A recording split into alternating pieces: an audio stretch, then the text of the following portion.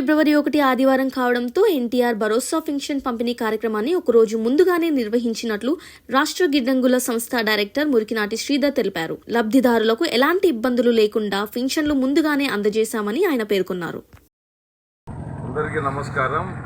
ఈరోజు రాష్ట్రంలో కూటమి ప్రభుత్వం అధికారంలోకి వచ్చిన తర్వాత గతంలో ఎప్పుడూ జరగని విధంగా ఈరోజు సామాజిక భద్రత కింద ప్రతి ఒక్కరికి పింఛన్లు ఇచ్చే కార్యక్రమం అనేది పండుగ వాతావరణంలో రాష్ట్రంలో జరుగుతుంది అనేది మనందరికీ తెలిసిన విషయమే.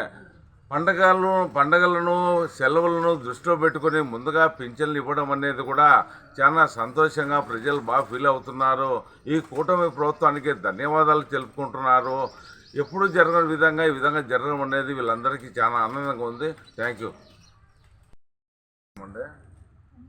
ఈరోజు రాష్ట్రంలో కూటమి ప్రభుత్వం అధికారంలోకి వచ్చిన తర్వాత సామాజిక భద్రత కింద ప్రతి ఒక్కరికి అర్హులైన ప్రతి ఒక్కరికి పింఛన్లు ఇవ్వాలనే ఉద్దేశంతో ఈరోజు రాష్ట్రంలో ఒక పండుగలను కానీ ఒక సెలవు దినమును కానీ ఆలోచన చేసి ముందుగానే వాళ్ళకి పింఛన్లు ఇచ్చే కార్యక్రమం అనేది గతంలో ఎక్కువ మనం చూస్తున్నాం.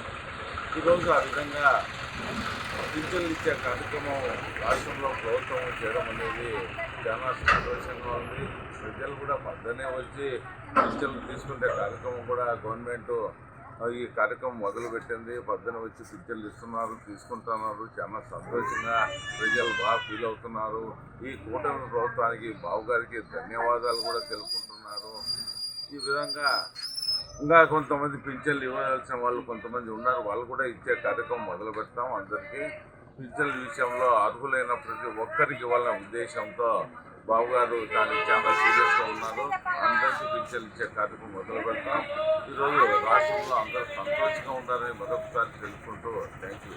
లైక్ చేయండి, షేర్ చేయండి, సబ్స్క్రైబ్ చేయండి. మరిన్ని వీడియోల కోసం బెల్ సింబల్ పై క్లిక్ చేయండి.